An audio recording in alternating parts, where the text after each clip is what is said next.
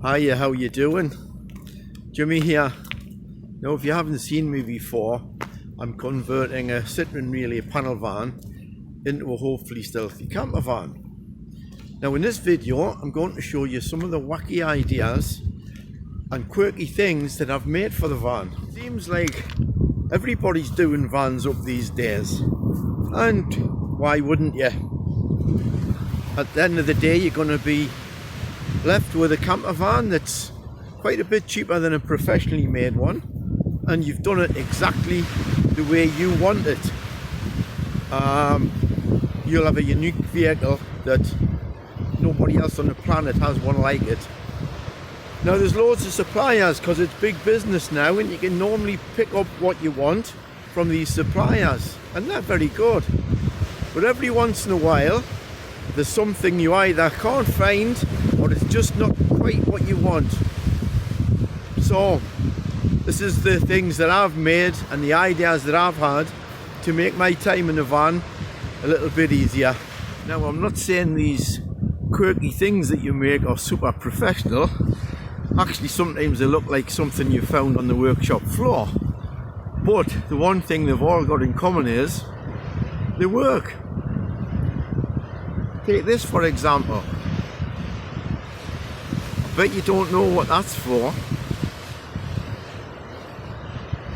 It'll all be revealed very soon. Now, some of these things are very little things. They'll only take a couple of minutes, a couple of hours to make, and some are more involved and take more effort. Now, I'm going to show you them like the Miss World competition. I'm going to show you them from runners-up to the one that I think is the best. Well, there's about 10 of them, so let's get started. First one is in the garage section.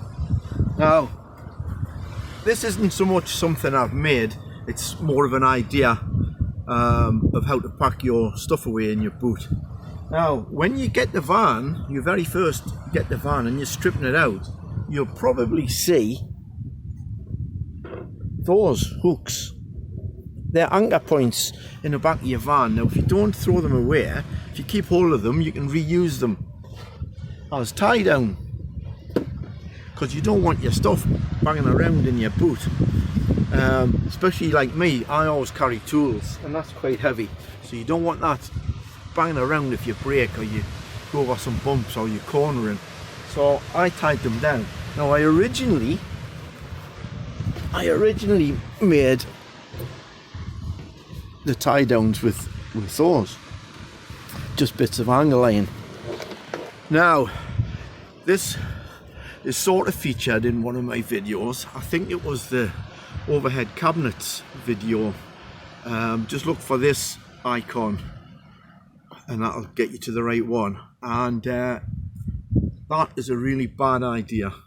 It's an accident waiting to happen, and you'll see the accident I had if you watch the video. So what I do is, now I've just put them on, and I'll turn the camera around and just going to show you this. Right, I've got 3 of these in a row there, in the middle and the far end. Now, if you've only got one box to tie down, you can just either clip the hook, this hook, into the middle one and ratchet it down. Or what I do is, I put it round the end one, then back round to this one, which pulls that tight, and straight to there. Now, that's if I've only got one thing, but when I'm loading up to go on a trip, you might want to put another one in. If you put the other one in there and then ratchet it up, you're killing 2 birds with 1 stone.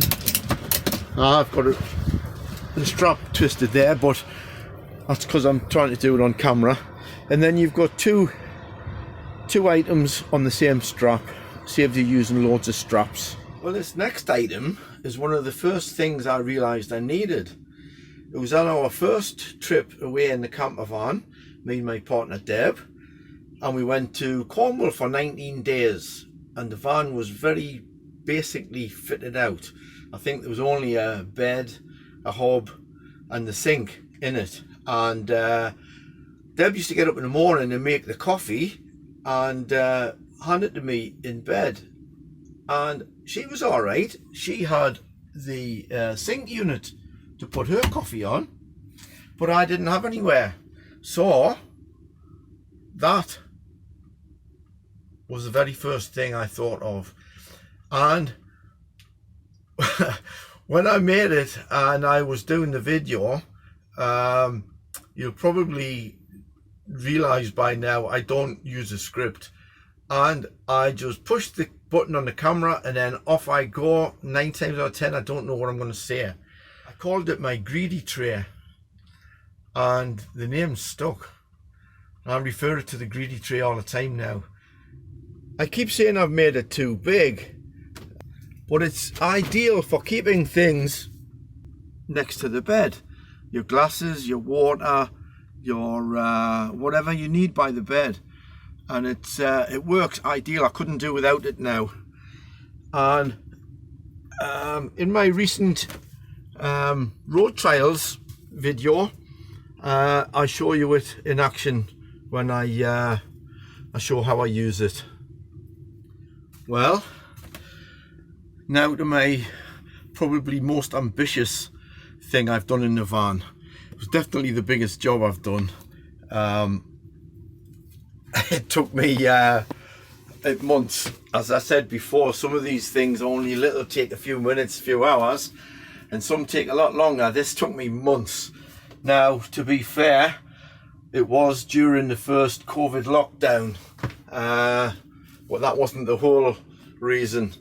I mean, I'm not a joiner, but this is definitely a big job. Now, it's listening to some of the people on YouTube and their comments on their own vans, not my van. Some people I suspect won't like this. I suppose it's down to taste. I'll turn the camera around in a second and show you it in a bit more detail.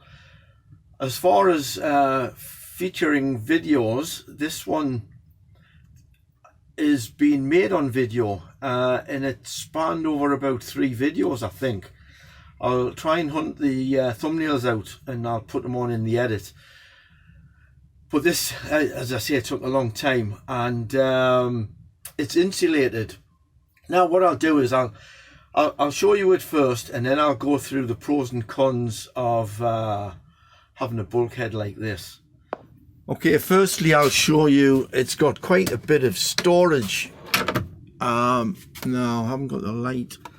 There's quite a bit of storage in there, and I've insulated best I can anyway between the van roof and the storage area, because in the summer that gets baking hot. Next, I've got this this hatch, and it's quite a good idea, and it's insulated. It's a good at least 2 inches thick, and the Celotex insulation boards behind here. So there you go. That's the and the table clips onto here, which I'll show you later on. Right, I've just had a quick think about the pros and cons of having a bulkhead like that or an open bulkhead. I'll start with the cons. You've got sort of less space if you have that, because if you have the swivel seats, you can make the cab part of your living space. So you obviously don't have that advantage with this.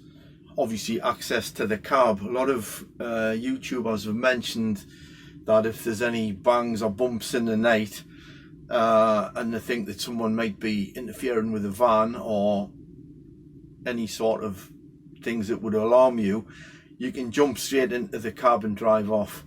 Whereas this one, although I don't know, if this was on fire I could probably get through that hole. But it would be easier if it was sort of a curtain and swivel seats, and then you could just get into the cab without having to open the doors and get murdered in your sleep.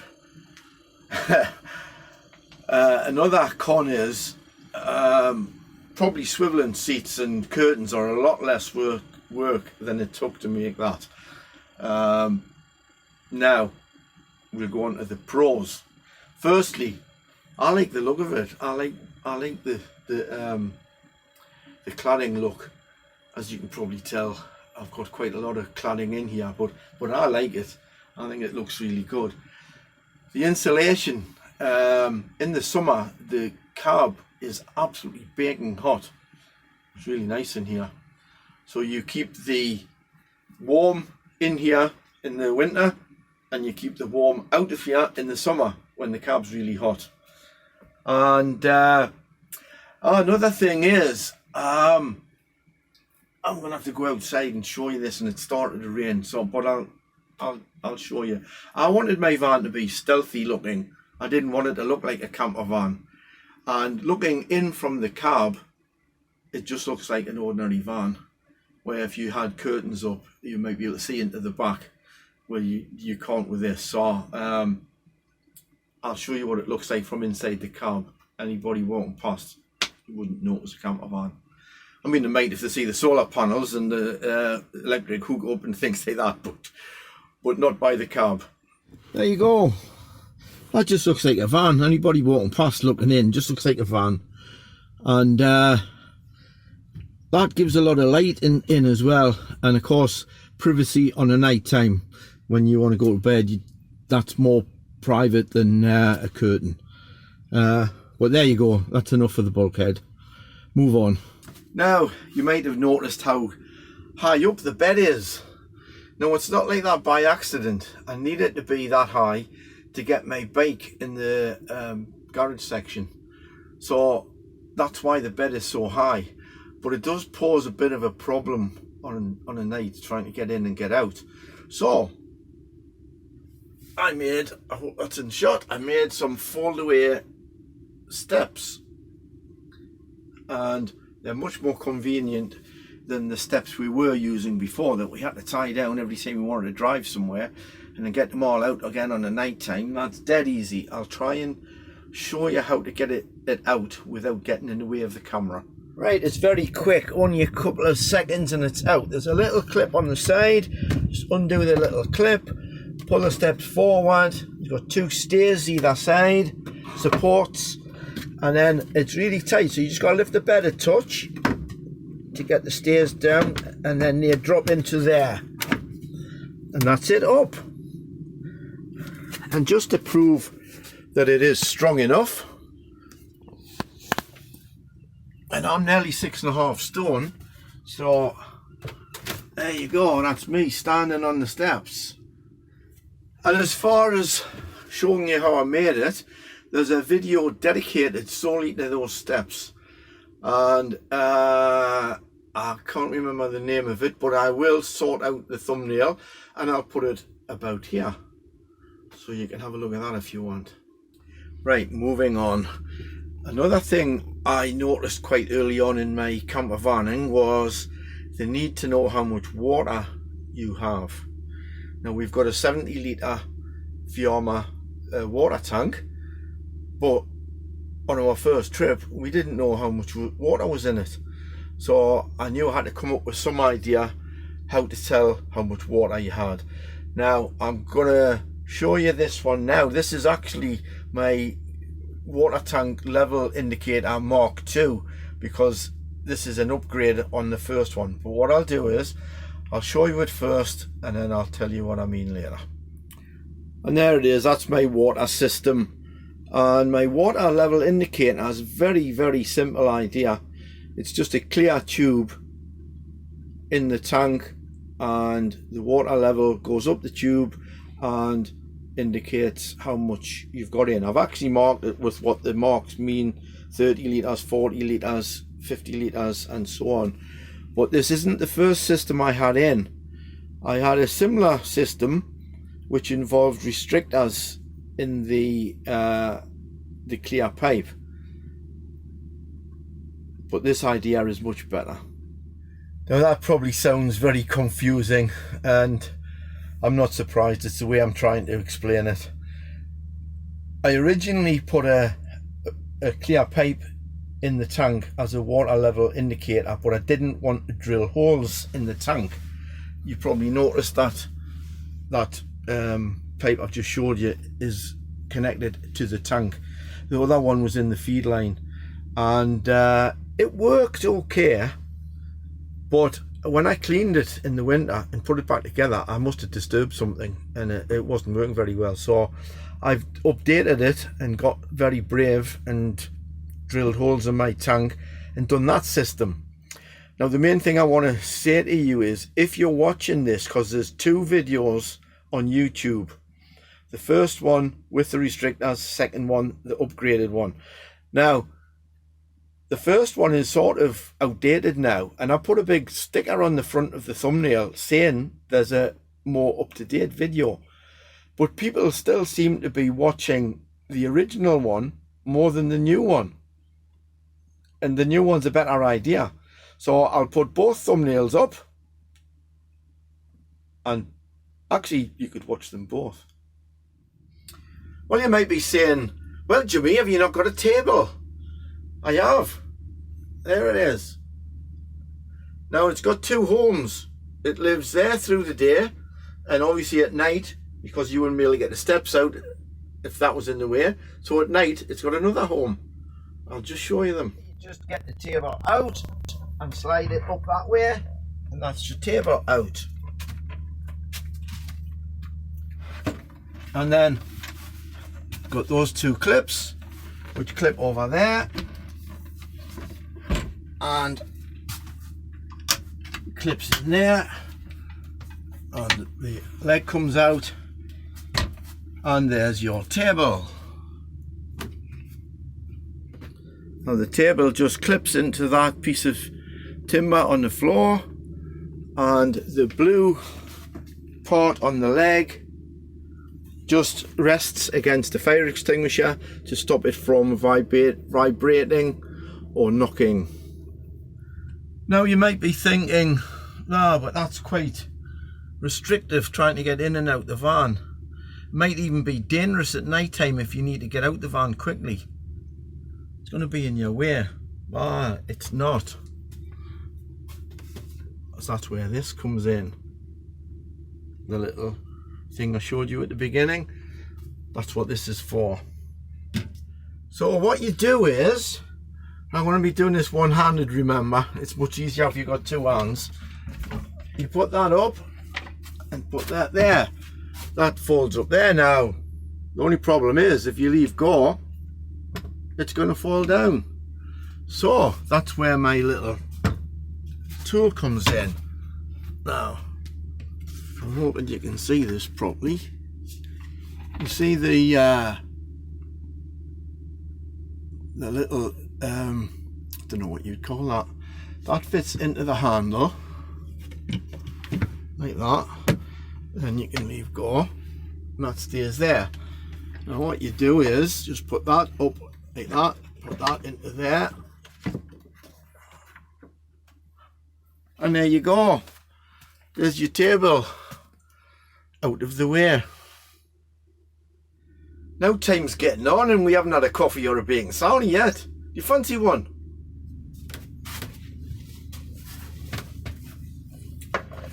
Your coffee's on the bench there.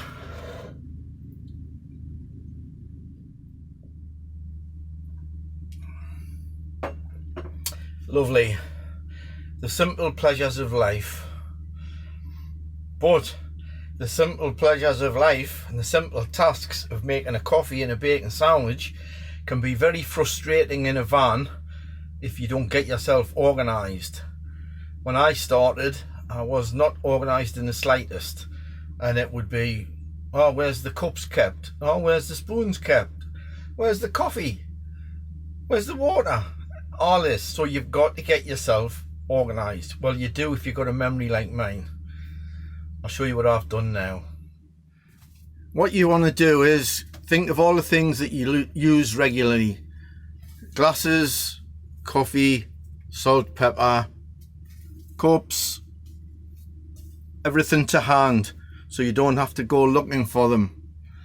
Even as far as the cutlery. There's all my cutlery, so you don't have to pull things out the shelves to get all the things that you use regularly.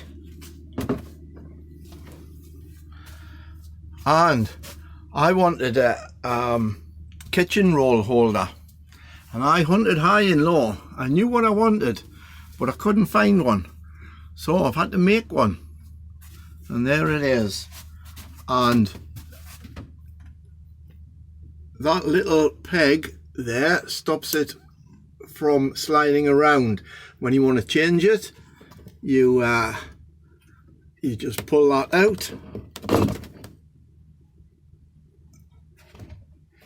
put the new one in and refit it. And then I'm trying to do this with one hand again, and then that goes into there and holds it steady so it doesn't vibrate out when you're driving. The only problem is, if you're cooking with the door open, the wind blows, and you'll end up with that wafting around in the wind. So I've done a little thing. I was going to say a tool. It's not a tool. I've done a little thing to get round that, and there we go. And all you do is put that in the top, up, and push it in, and there you go. And now that won't move. And when you're not using it, if it's a calm day and you don't want it in the way, if you put it on a key ring and just hang it over the end, you won't lose it. You recognise the rolling pin there? Right, I'm nearly done. I think we better start the washing up.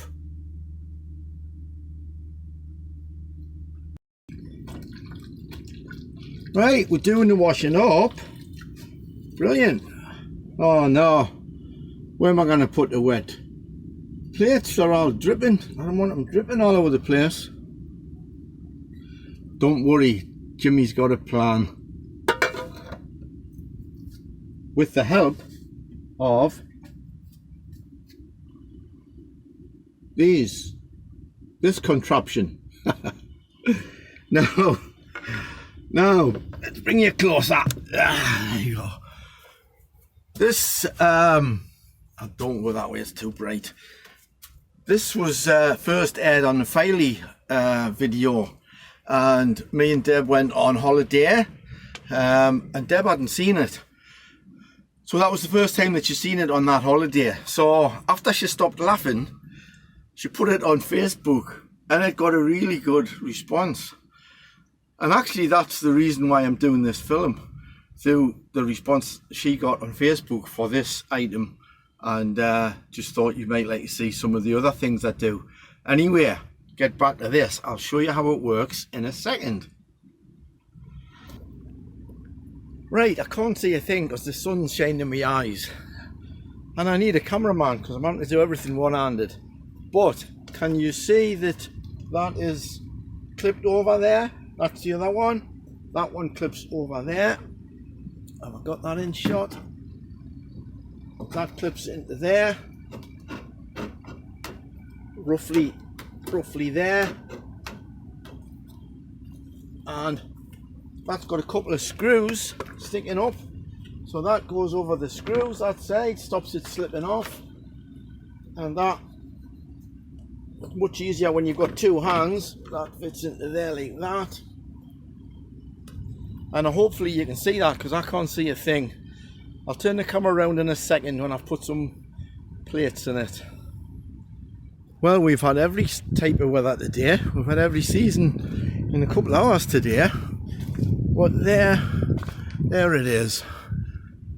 And you see, it does not drip inside the van. And actually, your plates and things dry quite quickly outside, especially in the summer. Right, we'll get on to the last item. And this is my last item, and hopefully the best till last.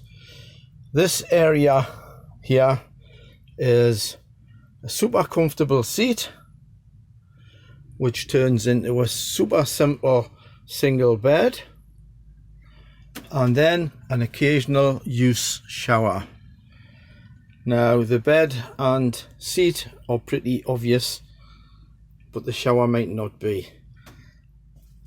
Now I haven't seen this design or idea anywhere on YouTube or anywhere online, so that's why this is my number one, because I'm quite chuffed with this one. And it's not a everyday use shower, it's an occasional shower, so it is a little bit of a faff, so I'll show you that now. Actually, before I do that, this one is featured in the Road Trials Part 2 video, where I used it for real for the first time. And if you watch that video, look out for the bit where my towel slips. You nearly get a free peep show. This car park's been empty all day, and then now that I want to do a bit with the door open, everybody comes, and he left his engine running, so I've had to wait a little while. But here we go while he's got his engine turned off. So we've got the seats out, and this is what it looks like with the seats out. Now as you can see, this is the one side of the cubicle, that's the second side of the cubicle, and if you lift this up, that's the third, that forms the third side of the cubicle. But as you can see, you can't leave go. So what I had to do was, if you turn that way and then lift this part up and turn that way, then you've got a, not a rock solid but fairly solid third wall of the cubicle. So now you need the shower curtains in. Okay, there we go. Now, I just mentioned before I show you it that the video I was just talking about in Road Trials Part 2, where I actually used it for the first time. I had the green curtain on the back wall and the white one on the front, and I've realised that that's the wrong way around, because the white one is bigger, and the white one goes all the way around and round the corners and comes to the front here, and the same on that side. It goes all the way down to the floor, and then the green curtain, which is smaller, just has to fit across there, and then it goes around. I haven't clipped it into every hook, but it just fits around so it overlaps, so you don't get any splashes out the corners. And there you go, there you go, that's how it is. And because they go all the way down to the floor, the walls don't even get wet, although they are waterproof, but they don't get wet. And there's your shower head, and that's it. That's your occasional use shower. Well, there we are, all packed away, and that's me about done. I haven't been keeping a track of the time on this. I hope it's not too long. If you've stuck to the end of it, thank you very much. And if you fancy subscribing or liking or sharing or commenting, be much appreciated. So that's it for now. As I said before, I'm going to take the van off the road now and start doing other stuff. So till the next time, you take care and thank you for watching. Apparently there's some dolphins due to come past in a minute. Just been talking to somebody, so I'm going to hang around, see if the dolphins come past and I get a shot of them.